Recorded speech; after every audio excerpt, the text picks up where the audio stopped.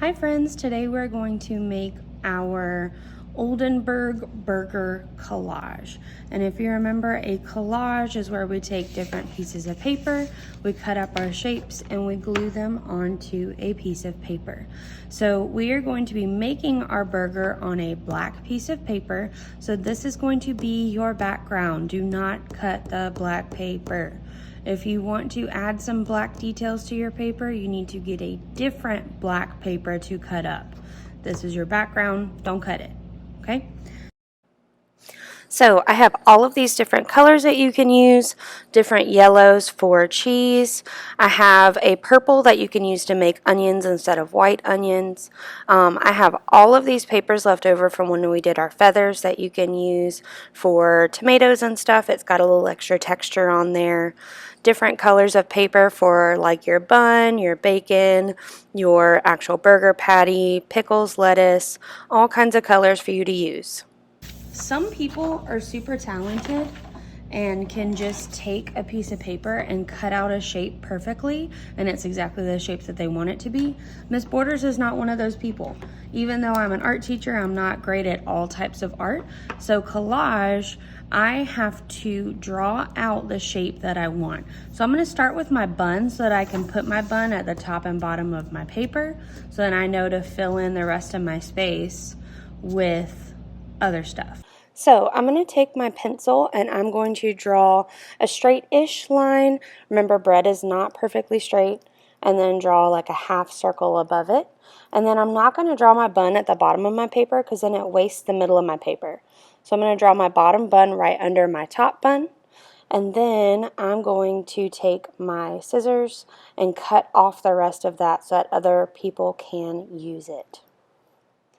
Then I'm going to cut out my bun. You always make sure you move your paper around your scissors. And it's okay if there's pencil on your bun. We will fix that later. Alright, so then I'm also going to set this to the side. And these little pieces that we can't really do a whole lot with can go to the recycling bin. So I have my buns and I'm going to put them at the top and bottom of my paper, but I'm not going to glue them down yet, because I don't have my other pieces yet, and sometimes if you go ahead and glue something down, you can't change that anymore.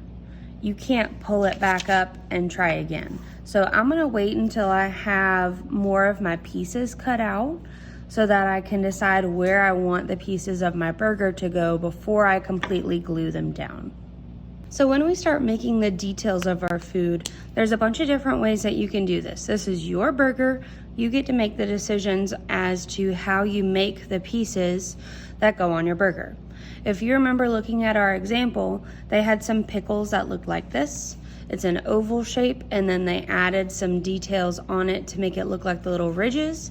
But there's not a lot of times that I see whole pickles on burgers. So if I'm gonna make my burger, I would rather have it as slices. And there's two different ways that you can make this. You can just cut out a regular circle, and you can take a marker and make that darker edge of the pickle, because you know the skin is a little bit darker than the middle of the pickle. And I wanna try to make it look realistic or more like real life. So I could do that and then put little details in the middle. Or I could take this and I could cut it even more, cut it a little bit smaller. And I could glue it onto my darker paper so that it has that darker edge and the lighter center. And instead of using a marker, I used extra paper. It's up to you. But now I have a pickle, but I don't know where I want this pickle to go, so I'm just gonna set it with my burger stuff and move on to make more things. So another green thing we can put on there is lettuce. Again, this is your burger. If you don't want to add pickles and lettuce and stuff, you don't have to. I'm just showing you how to make popular things. These are obviously the papers I use to cut out my other pickle shapes, and I don't want to go ahead and throw these away because I can still use these, right? So lettuce can be light, it can be dark. I'm not sure which color I'm going to use, but I do know that lettuce has kind of a crinkly edge. So maybe I'll take this paper and I'm pulling it up and tearing it I'm going to try to wiggle it back and forth so it makes this really rough edge that I could then use for some lettuce. And I don't know where I want my lettuce to go on there again, so I'm just gonna cut maybe, ooh, you know what I can do? I can make 2 pieces of lettuce. I can pinch these with my fingers, can twist my fingers apart and do that little twisty again. Sometimes it's a little bit harder to hold. But then I have like 2 pieces of lettuce that then I could put on my burger somewhere. So set them to the side, make other stuff. I'm gonna make some tomatoes, and I really like how this paper looks, so I'm gonna use this paper. And I know that some of you guys are gonna be super nervous about making circles because it's hard to draw a circle, but food is not a perfect circle, so I don't want you guys to trace circles. I want you to try to draw a circle the best way that you can. Now, the trick to drawing circles is that you're not really moving your hand very much. You're gonna keep your hand still and you're gonna move with your shoulder. You see how my hand and my wrist are staying still, but I'm moving my shoulder so that makes a circle shape. So I'm gonna hold my pencil, I'm gonna attach my pencil to my paper, and I'm just gonna move my shoulder in a circle. And it's not perfect, but it is a very nice round shape that I drew kind of quickly. And then I can take my scissors and cut it out. And again, you're moving your paper around your scissors so you can make sure to get that nice curved edge. And we can't use the back, so try to make sure you stay on that pencil line so we don't see it as much. Then I have a cool tomato shape. I'm going to set it to the side with my pickle. And remember, I'm only doing one thing at a time, but you can use that paper for more pieces. You don't have to jump around so much. Also in our example, someone made a piece of cheese that had holes in it. I do have hole punchers that you can use. Speaking of, let me just do that. I'm going to use the corner of my paper because it's already got some straight lines. So I'm just going to cut the corner of the paper off. I have a triangle for my cheese. I'm going to take my hole puncher and you stick it in between this crazy thing and the back, and you squeeze your hand together. Squeeze as hard as you can. Sometimes it's hard, you may have to use both hands. Squeeze, and it punches out a hole. And you're gonna get these little pieces. These little pieces have to go in the recycling bin, okay? Because it is paper, it can be recycled, and I don't want it on my floor. So please make sure you're cleaning up after yourself. Cheese doesn't have holes that are all in a line. So if you're making more holes, kind of move it around. You can move the hole puncher around different sides of your cheese. So you can make sure they're all distributed or spread out. There you go. You got some holy cheese. I'm gonna set it to the side. So when you go to make things like your burger patty, you want to make sure that it fits your bun. If you make a burger patty that's like this big, it looks kind of weird because it's on this big bun. And if you make a burger patty that's this big, it's too big for your sandwich, right?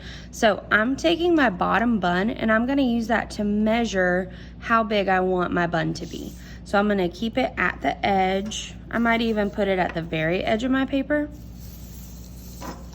so that I don't waste too much paper.